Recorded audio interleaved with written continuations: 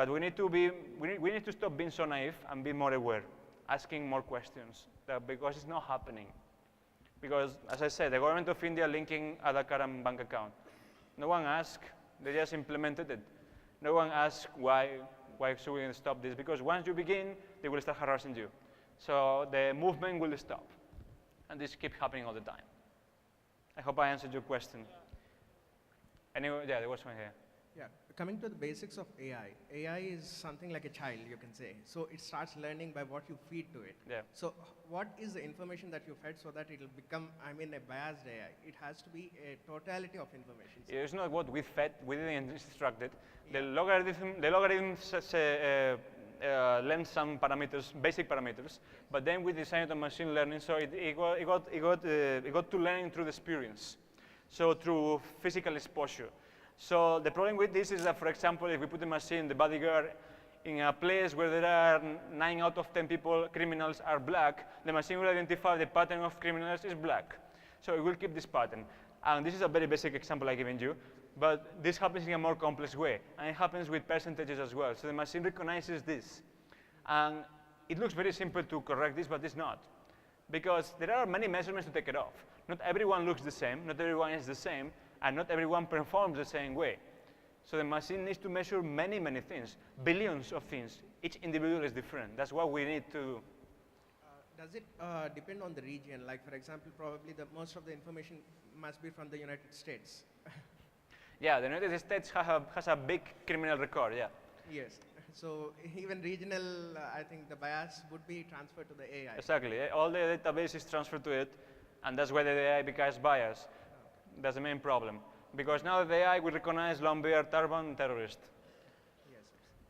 That's because the 9/11 and the New York Times give you the image of Bin Laden, and you recognize it that way. And the AI does so as well. The AI recognizes media as well, media, press, and social media. So it gets all the information. How we think is how the AI has to think. But again, we have to avoid bias. And that's what we want, which is very complicated. Yeah, there was someone raising the hand there. I don't know where the mic is, so just. There were 2 mics. Where's the other mic? It's over there. Yeah. I have a question I cannot hear you properly. Yeah. Just I have a question, yeah. like coming back, another follow-up question. Like AI or machine learning is something which automatically learns on itself. You live it. Then, like coming back, if you have like Google launched a chat box where it replies messages to a person who enters a message. And after some days, it started developing its own language where Google had to shut it down. So that is a scenario just for a chat box. Then applying such technology where there is a lot of heat, do you think we have to monitor, again, humans have to monitor AI. So it is like a throwback situation. I already mentioned the point, I believe, that there needs to be some supervision on the AI. You can leave it alone, but you need to check out what the activity is, at least initially. Once you have checked across years and across many searches and researches that this works this way alone and is fine, then you can try out. But still, I will always advise to keep an ethical watchdog behind, because otherwise, the AI, we don't know till what extreme can reach. I know this might sound limiting to the AI system, but what do you want? You want security on what you have designed, or you want the AI to take over the world? Because it can do so perfectly if you leave it so. I hope I answered your question.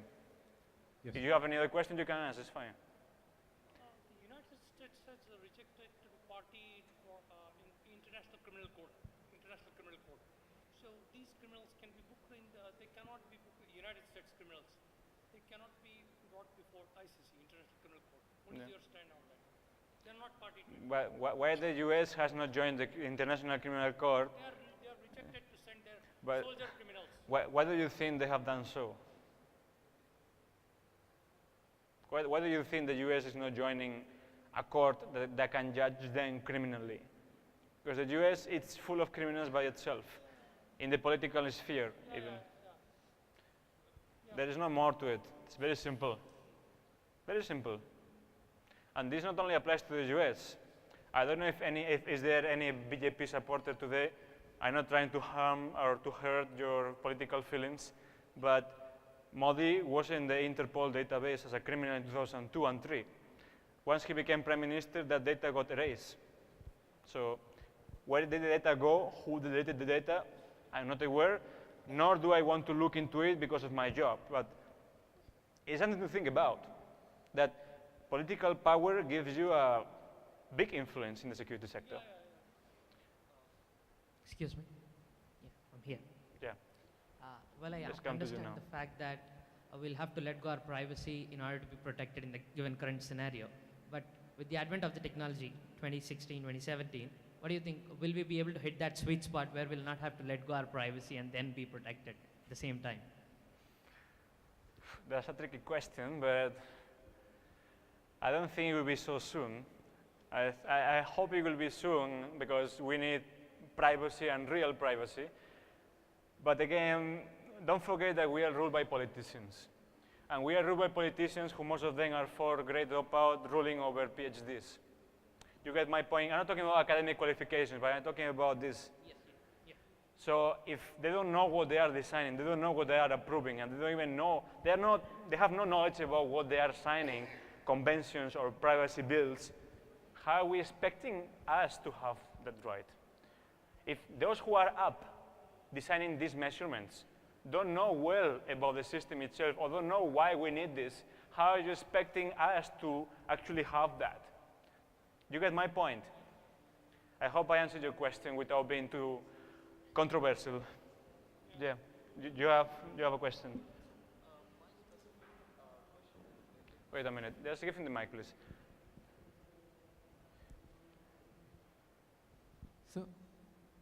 So my specific question is related to criteria for AI. Yeah. And if you look at Vision Box and HART, they're mostly focused on visual analytics.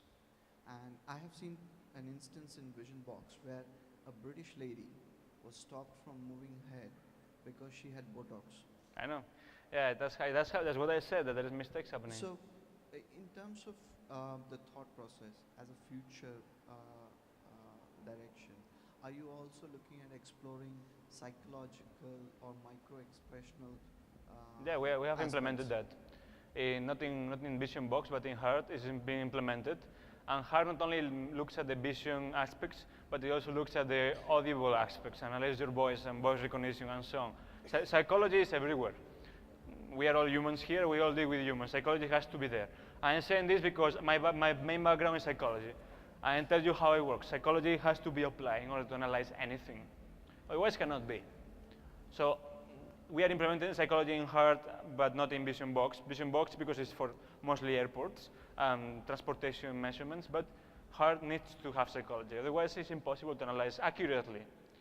You get my point? You have a question as well? Just give the mic to him, please. So, it's not really a question. It's more of an irony. I thought your name is Raul, Yeah. and if you've seen the movie Dark Knight Rises, he's not a hero, right? Wait, I didn't get it. Can you repeat again? So he's the guy who's. I mean, I don't know if you've seen the movie Dark Knight Rises. Yeah, the Batman movie, right? And the guy who's Raul is actually a villain. Yeah, well, my name is R-A-U-L, no R-H-A-U-L, so Well, it's a German name, so it's... it's an irony that you are. It could be, yeah. Hi Raul, thanks for an excellent session. My question is, have you used unsupervised learning in any of the R&D works that you guys are doing? If so, if you had any success with it? Yeah, we did. And with the robot, the person got slapped. With the heart, the black person who was a priest got considered a terrorist. With Vision Box, example has been given. And with Valkyrie, the points were given so grown that the machine led us to another crime scene, another real crime scene. So yeah, there are mistakes happening, many. But as well, we have left the machine unsupervised. There have been many successes as well.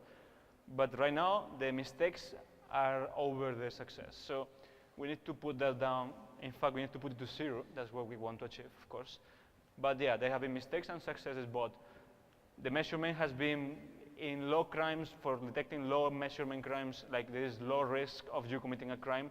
it's been very successful. The problem comes when we want to actually qualify it as high risk, because there are many measures to take it off, and the machine is doubting about what to go to detect and what not to detect, and how to judge accordingly. The machine is not profiling, it's judging. And that's something to take it off as well. The definition of profiling and judging is very different. Judging means bias, and we don't want bias. We want profiling, we want objective profile, which the machine is not doing yet. So right now we are keeping all of these advancements as advisors and not unsupervised, only advisory, that's it. Excuse me, sir. I have a question. How much time? Done, Yeah. right? So just one So- last question. Where is it? Okay, yeah. So you say that the purpose is to make a unbiased AI machine. So if suppose an XYZ country claims to have built an unbiased machine which is 100% efficient, they tested it and okay, the results came good. So they implemented in various applications like home security, traffic control, etc. stuff. So the people who get caught or are found offensive are like most of the people, if they share a common religion or a country, and okay, the machine is efficient, but the people who get caught are of the same country so they may Hold on be for a a spark. minute. What is your question exactly? I'm getting a bit lost in between. So what is your exact question? I got your point. Now what is the question?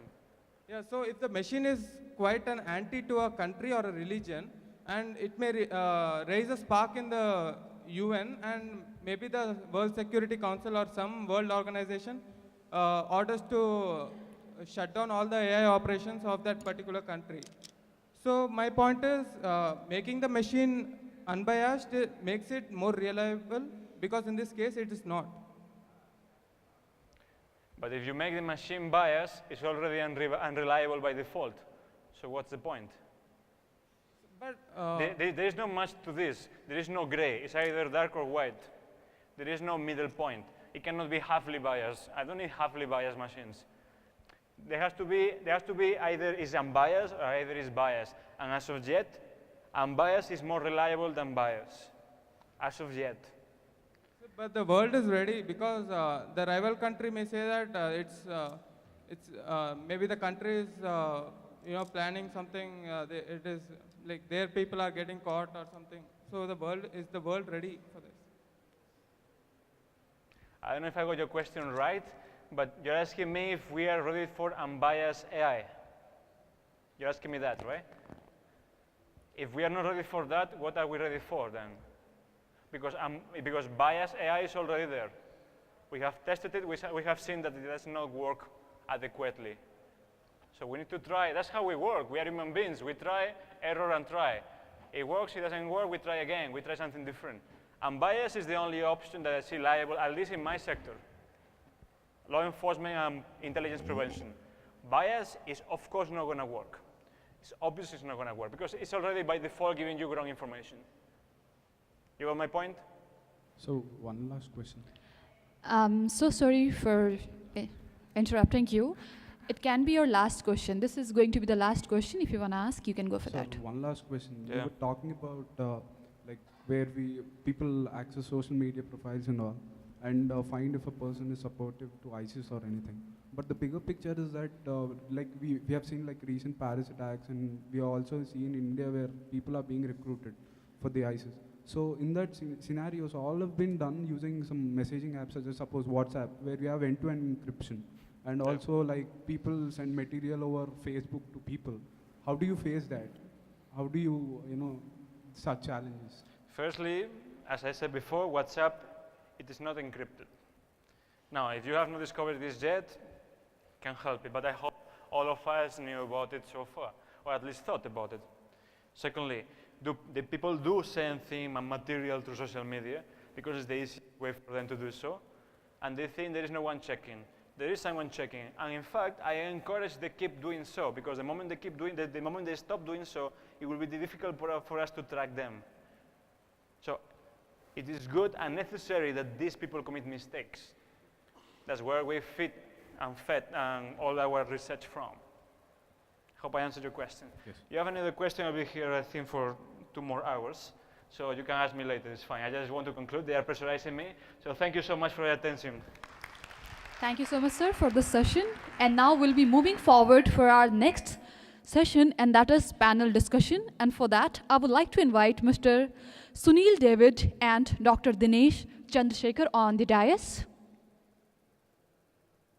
Can we all give him a big round of applause, everyone?